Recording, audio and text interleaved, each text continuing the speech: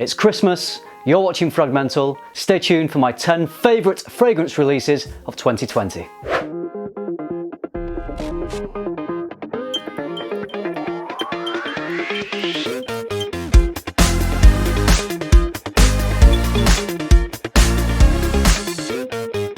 Merry Christmas. I hope you're all enjoying your Christmas day, and if you don't celebrate Christmas, I hope you're enjoying your day. And if you're watching this and it's not Christmas Day, then you're a bit late to the party. But it's the season for forgiving, so I forgive you. 2020's been a bit of a weird one, to say the least, but it hasn't stopped us from buying and enjoying fragrances, and it hasn't stopped the brands from releasing some fantastic fragrances. So I'm going to go through my 10 favourite releases from this year. I'm kicking off the list with a designer. 2020 has given us a lot of Corona, but it's also given us a lot of designer Parfum flankers. From Paco Rabanne, 1 Million Parfum.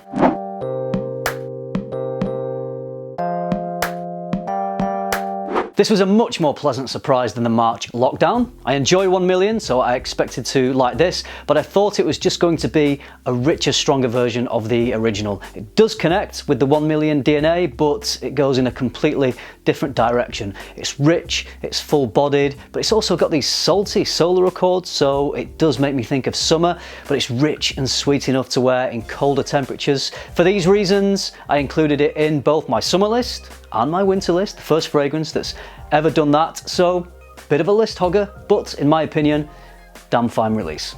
Navitus Parfums was established in 2019, but this year there were some new additions. My favourite of these is Arcanum.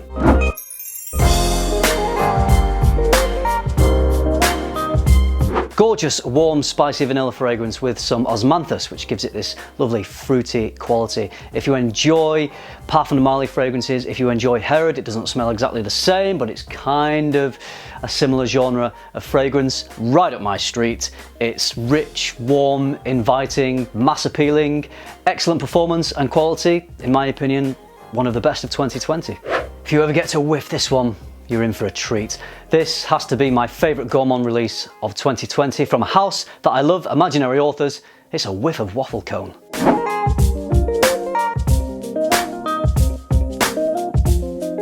A waff of Waffle Cone, as it's also known as, if you're me, was released in collaboration with a Portland ice cream shop called Salt and Straw. And I thought this was just going to be a very pleasant, creamy, sweet vanilla ice cream type of fragrance, but it's more than that. It reminds me more of a butterscotch ice cream, so it's got this sweet, rich, dark profile. It's got a lot more backbone than I was expecting it to have, so it was a really pleasant surprise. It also reminds me of that slightly burnt dark sugar that you get on top of desserts. It definitely smells like an Imaginary Authors style of fragrance. In fact, the vanilla in here reminds me a little bit of another awesome 2020 release from the brand, Telegramma, and actually I think these two maybe dry down quite similar for me. If you love Telegramma or Memoirs of a Trespasser, I'm pretty sure you'll also love a whiff of Waffle Cone. I'm going to give it 2 more special awards as well. It gets an award for being the coziest release of 2020 and also the best fragrance name, a waff of Waffle Cone. It's almost as addictive saying that as the fragrance is itself. Okay, we're sticking with the rich vanilla theme and we have another Parfum flanker. From Jean-Paul Gaultier, it's La Malle Le Parfum.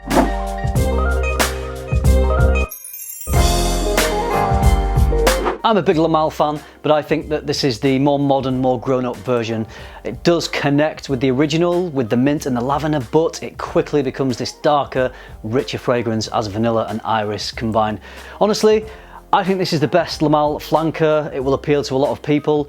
If you enjoyed La Malle back in the day, then I think this will scratch that itch, but it will also bring some modernity to the table, which makes it different enough to warrant checking this one out. Good release from JPG. I'm sure there are many more La Malle releases planned for 2021, but less like Aviator, more like this, please. Let's talk luxury, more specifically Roja Parfums and their 2020 release of Burlington 1819.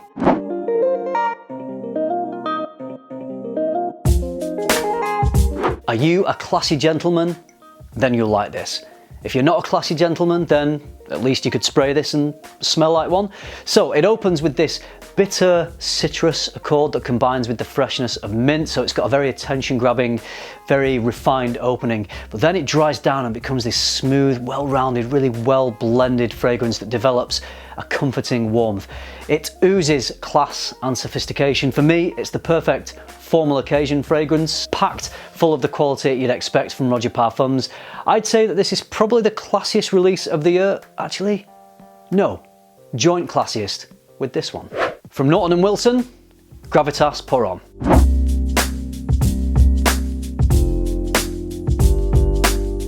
Mr. Smelly has dropped a banger onto the market with this one. It perfectly ties in with his love of masculine perfumery, but it still manages to be modern and relevant.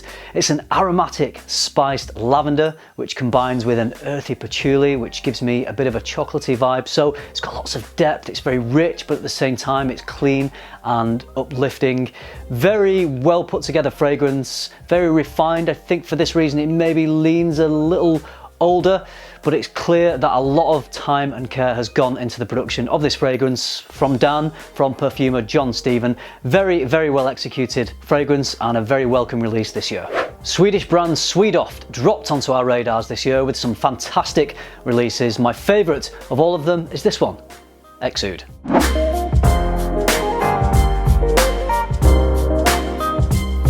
Very sexy, fruity, spicy fragrance with a tantalising wisp of smoke.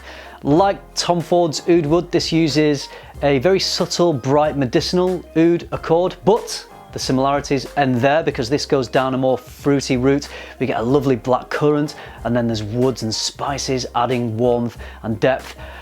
I find this to be a very well composed fragrance. I get great performance, it smells unique, really high class stuff from Swedoft. If you enjoy easy to wear oud, X marks the spot. Goose is popular at Christmas time. Well, it is in Charles Dickens novels anyway, but I had to get a Goose reference in there because we have another designer Parfum flanker, and for Tom Ford, this one is certainly a golden goose, Black Orchid Parfum.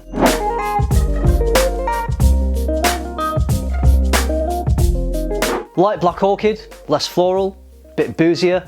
I really enjoy the original Black Orchid, but it does lean heavily into its florals, which isn't for everyone. I do think this comes off as a bit more masculine than that. Having said that, I do think you have to enjoy the Black Orchid DNA because this is still very much based on that.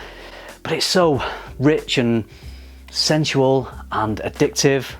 Golden bottle, golden goose, gold class juice. Amouage had some big new releases this year with their Renaissance collection, 4 fragrances, and this one is my favourite of those 4, Meander.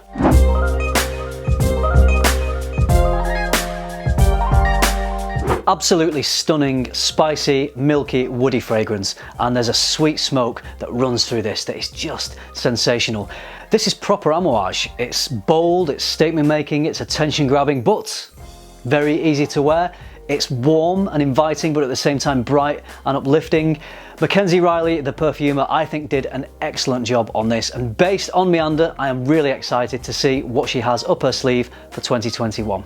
Okay, the last fragrance in this video is the fragrance that surprised me most this year because I had no idea this was getting released, and I had no idea that it was going to blow my mind so much when I smelled it. From Cabanel, Ooh La La.